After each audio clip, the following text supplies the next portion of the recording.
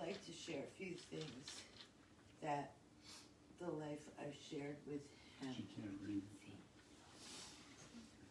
You all know, I actually can't see. Yeah, you have to open your I'm phone. getting old. Sorry. It's Rose's fault.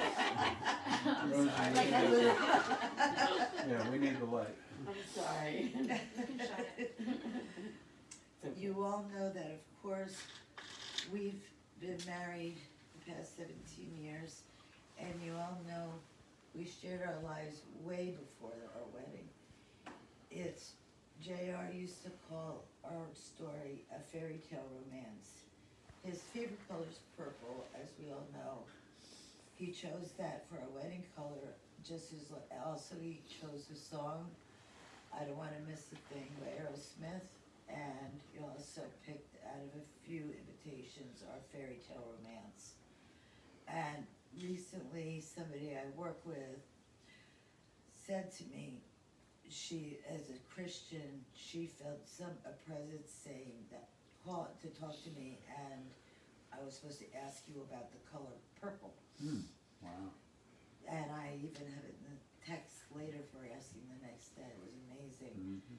And she also said something to do with Eddie Van Halen, whether it was a name or look, and Eddie. And I found that quite amazing. JR is around us. And of course, he loved the animals and named the squirrel Shorttail and a cardinal about Red. I have a video that he was singing Shorttail, Shorttail in typical JR fashion. There was a peanut behind the squirrel. He goes, "You stupid squirrel." And he was singing this heartfelt song. And with Red, about 2 weeks before his passing, our cardinal flew into the door. JR jumped on the cardinal and said, "Mo, just watch, make sure he's okay," and just stunned. And he literally stood over 15, 20 minutes to make sure the cardinal was okay and no whoop or anything was getting. He visited tonight. You'll always know it's Red for the flat little head, and JR made sure he was okay. And that just shows part of his soft, kind heart. He loved movies like Forrest Gump and others. Run, Forrest, run, he'd always say. And believe it or not, he had tissues when watching Notebook. That was one of his guilty pleasures. He loved the Notebook. And he would hold me from behind, and he said that we'll be us someday old together. And he said that's what we loved each other forever. And so he would carry those tissues. He also loved the song, absolutely loved the song Somewhere Over the Rainbow by the late Hawaiian artist that I cannot pronounce I his love name. that version. I have. do too. We can That play that version. later. So good. He Play used it to tonight. play it when we'd sit up front, Yep. and he'd say, "Well, could you put on that song for me?" And I would, and that was big time one of his favorites. And we also know about his loud voice, his big booming voice. And he used to sing to me Open Arms by Journey, because you came back and with our kind of story together and apart. And he would literally open his arms no matter where we were, even on the cruise in front of anybody. He would sing that song to me with his loud voice and sing open. And he always sang open. He would just start singing Open Arms out front. And then I can't be when I get old.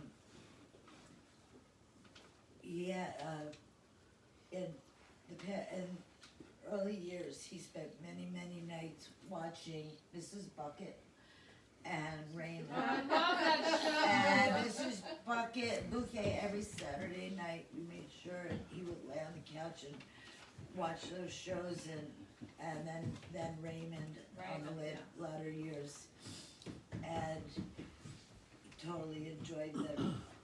Nobody probably knows the first approximately 7 years we would take Mom to church. And you would go to church and he'd hold out both arms for her and I to walk into the Methodist church here. And he would stand up with that voice and just booming out. And he really looked forward to it. And then he loved spending Christmas Eves with my family in Pennsylvania. He used to call them the Brainiacs. And he used to always love to find the pickle in the tree, and that one picture in there with the smiles is because it was the first time he found a pickle. And my sister caught the pickle picture. And so we have got a pickle of our own, and we loved that. And then once we got home, he would make sure to turn on It's a Wonderful Life, we would watch that late at night, and absolutely loved that show. There were many special things Jared did for the ones he loved, and he never broadcasted it, he just kind of would do things quietly, and some of the things were just a few examples. I could literally, as you know, I would call Bruce when we were apart for a while at his office, when I lived in Vegas. Bruce, yes. It's Maureen, yes. How's JR? Good. Don't tell him I called, I just wanna make sure he's okay, okay. And I would call him all the time to make sure he was all right. And he always remains in my heart. And I must know, share the obvious. He wasn't well for a long time. He suffered in silence. I know he's now at peace, and I'm faithfully in God's good hands. Please know that his challenges in life won't be in vain. On that note, I want you to know from a foundation called JR's Wisdom Steps. They equip people with knowledge for alcohol and what it can do to the human body and how to thrive and survive. And so his name's gonna go on, and what the wisdom steps are. They don't teach it in AA. They don't teach it in rehab. I'd ask Chris. If you Google it, all the major hospitals explain it, like 4 things, short paragraphs. It tells you what stage you're at almost immediately. JR's already helped 2 people that I know on Facebook because of the alcohol.